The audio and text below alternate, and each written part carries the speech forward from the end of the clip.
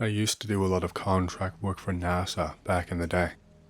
I can only say so much since I'm already going to be exposing myself with this pretty hard.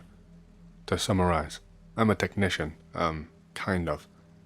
On this particular day, I was assigned to a satellite relay station. It was pretty much out in the middle of nowhere, kind of what you would expect. The job that they assigned me with was pretty damn simple. They wanted me to clean up some old telemetry logs, as well as other data on their computers. They basically just wanted every last bit of data wiped from all their computers, and have everything in the station cleaned up and cleared out. This was an older station, so it kinda made sense. I'm not sure exactly how old, but you could tell pretty easily from the appearance of the exterior. Had not been used or cared for in quite some time, that I can tell you. Now, why would they trust some random contractor to go in and clean out a potentially sensitive station with potentially sensitive data? That is the part I can't tell you, and where the kind of comes in when I call myself a technician. I did not cost a fortune, no one else at the time, and I was pretty heavily trusted, and that is all you need to know. Now, like I said, this was a bit of an older station. My guess, and what was implied unofficially to me, is that they wanted to upgrade and repurpose the place for an upcoming mission. What that mission is or was I cannot say, as I was not privy to that kind of information. If it relates at all to what I'm about to tell you about today, however, then I'm not really sure how to feel about it. So, I pull up at a reasonable time, and I definitely did not at all sleep in and get scolded for it. The security was pretty minimal, as like I said, not in years, in a much older place.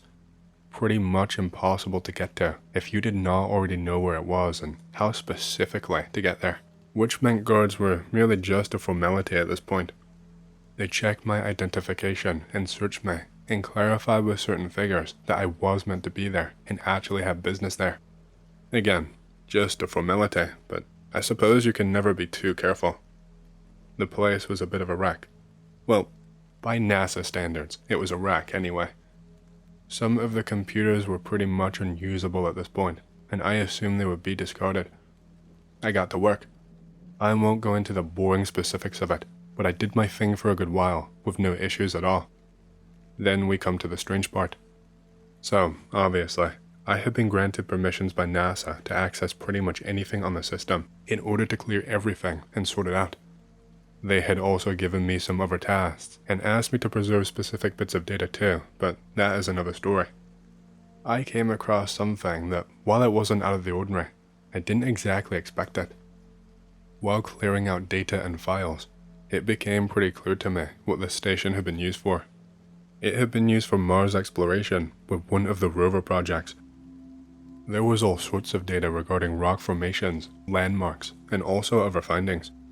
Data about pockets of liquid water that was found on Mars and things like that. Even some notes about potential discovery of bacteria. If true and more than just a theory, then this was groundbreaking and very historic.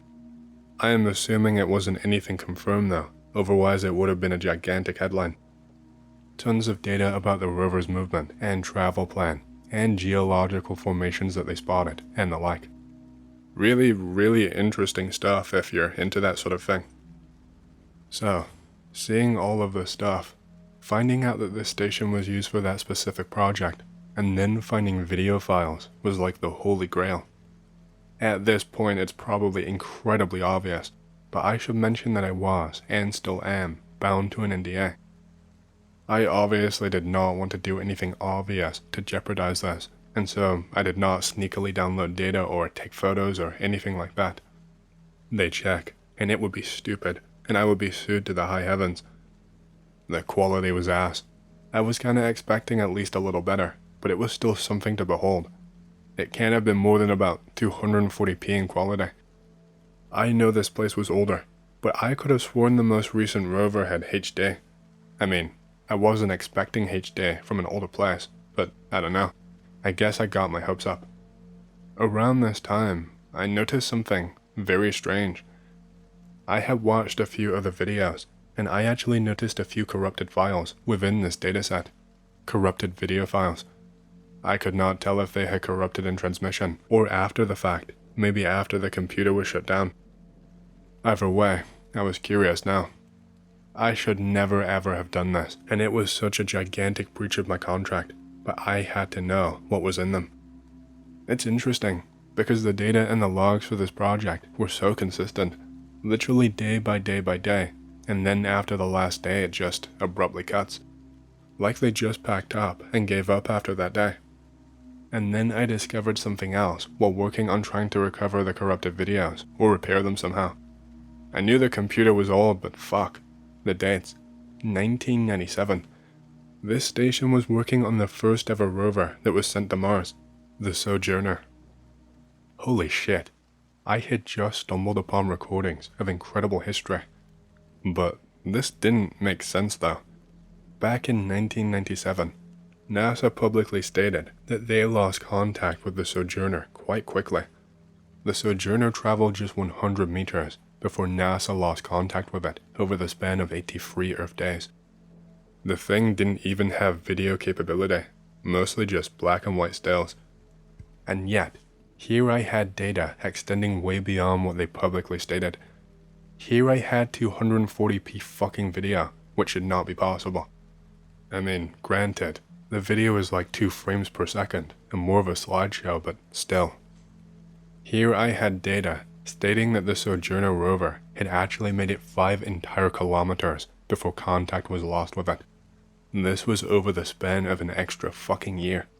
What the fuck? I needed to find out what was in these other videos, and fucking quickly. I did manage to recover them, although it took me some serious time and some serious tinkering. The first video file was pretty normal. It's really low frame rate footage of the liquid water that they discovered on Mars. Honestly, an amazing sight in itself, even though it was more like a slideshow than a video. The second recovered file was different. The rover is overlooking what could be a crater. It is seriously hard to tell, but you can see something moving off in the distance. You absolutely cannot tell what it is, but there is some type of shadow or silhouette of something moving far away. Just moving around. Moving side to side, back and forth, crouching down and standing back up. Honestly just seemed like it could be an artifact or a glitch with the video. Maybe the file was just not completely fixable. There were probably 3 of them, unless there were multiple blurred together. They mostly remained very low to the ground, like they were crawling, I guess. The third file is the most important. The third file is the entire reason I am posting this all for you to read. If it were just the first 2, it would just be an interesting story to tell my kids and share around a campfire. A sense of satisfaction knowing I got to witness a bit of history.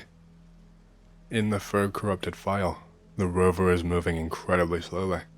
Looks to still be near that crater and is just inching forward. I know the rover had quite a slow top speed, so it would take days to get anywhere.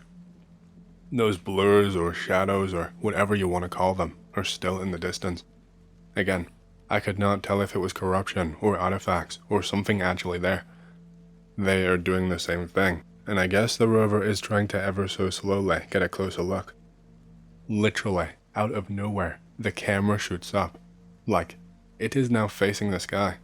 The camera or the rover or whatever has suddenly increased its elevation. My heart jumped a little when I saw it happen. The camera is just facing directly into the air. And then just slowly, ever so slowly, the camera turns around. Something has picked the rover up. There is something holding the rover and is now pointing the rover camera at itself. Its face is right up in the camera, so you can actually make out vague details, but still not many. It has its head tilted sideways. It's hard to tell how elevated the camera is, or the height of this thing. I genuinely could not even give you an estimate. It doesn't have any kind of mouth or teeth. It is just pale skin where a human mouth would be. Instead of a nose, it just kind of has 2 holes where that would be. Its face is incredibly angular and gaunt. Where a human would have eyes, there is kind of like a little bit of empty space, and the eyes are actually recessed and tucked away upwards in the space. The thing is just completely pale. I don't know if it's studying the rover, or is puzzled, or what. must have stared it down for 10 seconds or so. And then, at a slideshow pace, the camera starts moving. It is moving through the air. Whatever that thing was, it has thrown the camera to the ground. Somehow, when it finally hits the ground, the rover is still active, but the screen is glitching, and you can tell it has suffered damage. The camera is now tilted sideways. It is pointed in the direction that the thing was. The next few seconds of footage I can still see in my dreams. The image literally haunts me. The thing is down on all fours. Its limbs are so long and thin, you can see the joints in the bone. It's blurry, but you can see the sharp edges and shapes. When it was still holding the rover, you could see how elongated its fingers were too. The thing ever so slowly crawls on all fours towards the camera. It does not break eye contact, even once. You can kind of see it move its face, like it's trying to make a face, but it is just moving the skin folds on its face. Then, after a few seconds, and it gets close to the camera, I saw one final thing. I saw this thing leap into the air. I saw it leap higher than I ever imagined it would be able to. And then I saw it come crashing down onto the camera. And the last sight I saw, the last image the camera captured, and the last thing that my eyes saw. They saw razor-sharp claws coming from its elongated fingers, preparing to dig into the camera. And that was the last thing ever received from the Sojourner rover. That is why all the data just stopped. That is why they packed everything up, abandoned the station, and did not bother to try sending another rover until 2004. And that's all there was. Like I said, the last recorded piece of data / signal sent from the thing shows the rover 5 kilometers away from its official final position. It is no wonder that the Mars Perseverance rover only shows images to the public. Why there has been such limited footage shared with the public. I imagine it's so that they can control the information and not disclose whatever these things are to the masses. This one has been out there for a few years though, so I wonder what happened to those things. I wonder if maybe they live underground, or maybe they died out in the last 20 to 30 years. I have absolutely no answers beyond what I have told you. I did not mention anything about the footage. I did not want to get into any trouble. It was obvious that they were already well aware of the footage. And it's not like there was any way for me to get that footage out of there without anyone seeing. The security confiscates all of your shit when you go in, so I couldn't exactly use my phone. Not that it would matter now anyway. I suppose they didn't really care about me seeing it, as they now have the excuse of claiming that the footage was generated by AI. It's the perfect cover. Fuck. I just wish I could find out more. Hey, hope you've enjoyed the story so far. If you want to hear more, make sure to subscribe, like the video, and leave a comment because it lets YouTube know you like the content and helps more people to see these videos. My next big goal for the channel is 100,000 subscribers, and as a celebration, I will be doing a Q&A video once we hit that goal. Thank you, and back to the stories. Time for one of my many nopes. Be last summer, just after 4th of July weekend. Be out with a fellow veteran bro deep in the woods, doing some wood/weapons training for a number of days together. Nothing serious, just keeping the old knife sharp. In before we go back to K. Anyway, be having fire guard one night while bro sleeps, rifle in hand, chest rig on, all that tactical shit. Train how you fight, pussies. Hear extremely loud grunting roughly 50 yards in front of me. Try to wake bro, but he is knocked out. Operator face. Weapon at the low ready, quietly stand up and look into the blackness of inner woods. Hear extremely loud wood knocking sound on a tree about 20 yards in front of me, loud enough to startle the nope out of me. More grunts. Lower MVG from my helmet to my eye. Armchair generals, save your breath please. That shit is uncomfortable to wear unless you have no alternative. And see something that is maybe 8 to 9 feet tall, sort of hiding behind a very large/wide redwood tree. Raise weapon. Click safety off for fear of my life. The click of the safety must have startled whatever it was, because the sound that it made was one of the loudest that I have ever heard. Deafening is an understatement. I can hear its breathing, / what almost sounds like its mouth open, and it's smashing its teeth together loudly. Bro wakes up to its loud sound, comes up to my side, and takes the safety off of his weapon too.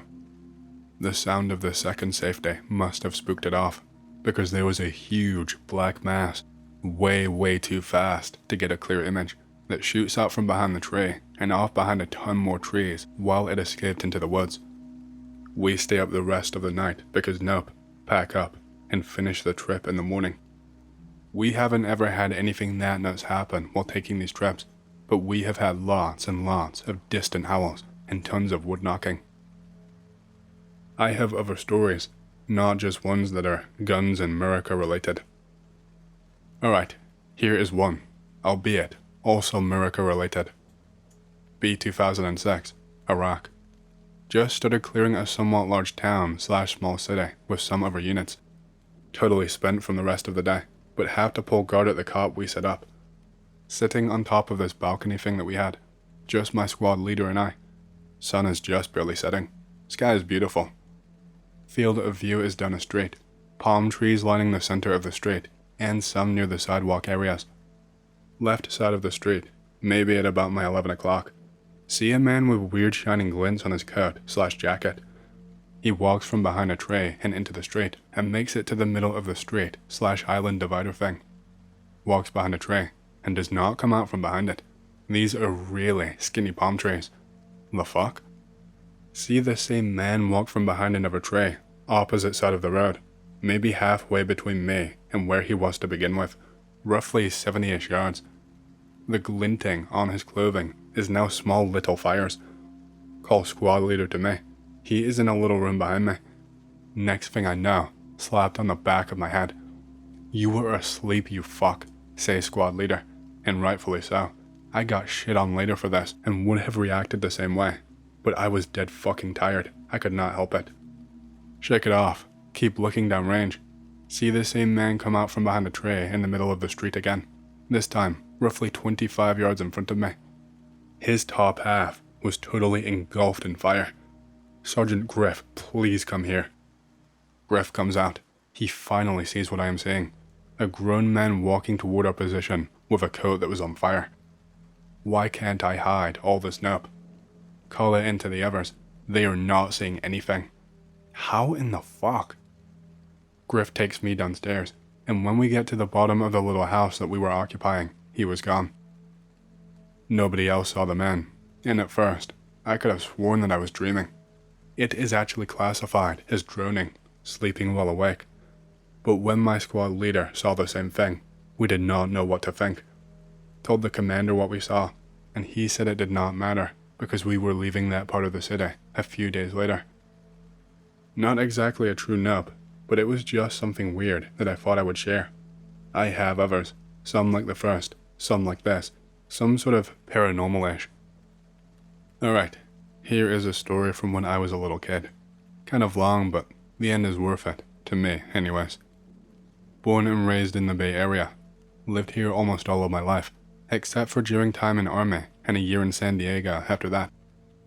When I was about 7 years old, we lived in a house in Richmond, CA, on a street called Key Boulevard. House was absolutely huge, but had no real yard, front or back of any kind. The build of the house was very unique. The living room was huge and open, and where the couch and chairs would sit was in the middle of the room and down a few stairs. Hard to explain. Think of a big room for the living room / entryway, and in the middle of that room there was a big square set of 2 stairs that went down into the sitting area. Anyway, saw weird shit all the time in this house. Hallway that branched off from the already weird looking living room had a lamp on a stand at the end of it. Lamp constantly either had electrical problems or would burn out brand new bulbs within minutes of us replacing them. People in the house would see a shadow figure at the end of the hall. Because of the light problem, it was always super dark at the end of the hallway. You would look, and of course, it was gone. The end of that hallway had a basement, which for this part of California is very, very fucking weird. We used it as a living room / game room. Put carpet down there and a TV. Slot cars, rocking chair for mom, Super Mario, etc. Would hear the old stairs leading down to our area creak and squeak like someone was walking down them while we were down there. Mother was fairly religious at the time. had crosses all over the house from different places that she had been to, sort of collected them. Very small collection, she was particular. I would find them either on the floor or flipped upside down pretty often, and she would get really mad when I would come and get her to show her. Anyway, 2 major things happened within 1 week to me that made me fucking nope forever with this place, and it is ultimately why we moved out about a month later. Connected to the living room was the kitchen. It was more like a part of the living room that was converted into a kitchen. Kind of weird, really. Next to that, there was a really long hallway that went down to this one small room all by itself. Parents used this as my toy/playroom. Had loads of Transformers, cars, G.I. Joes. One day, playing with G.I. Joes, have seriously a shit ton of them. Mom calls me to the kitchen for lunch, and I go and I have a sandwich. I remember this one particularly because she sat me up on the counter and let me eat it there while we talked about a super bad dream that I had the night prior. After talking and eating, I ran back to the playroom. Walk inside, and I'm stopped dead in my tracks. All of her toys except for G.I. Joes are pushed against the walls. G.I. Joes are dismembered. Legs, joints, heads, arms, torsos, hips/groin area, etc. all totally torn apart and stacked up into one huge pyramid-like pile in the middle of the room. Scared fucking shitless from nope. Turn around to run and get Mom, and see mega old wooden crucifix that she has on the wall next to the door shaking, and it turns completely upside down. My eyes are now wide as fuck. I cannot speak or even yell because nope. Run out of the room at laser beam speed. I get my mom. I pull her into the room. The toys are now magically all put back together, but still in the pile. Mom tries to calm me down. Mom, there was nope happening though. Don't be silly, Anon. The Lord will protect us. 1 day passes. Father hears a story from her and I separately. Chills me out, and then this happens. We are eating dinner and talking. Hear a very loud bang and scrape upstairs. Sounded like it was coming from my room, right above us. I have nope face. Parents laugh about something else. Bedtime comes, and we all fall asleep. Wake up in the middle of the night to some crazy sound in the corner of my room. This corner connected to a corner of my parents' room. Think of the 2 rooms' corners touching each other, but they were not connected, as in you could walk between them.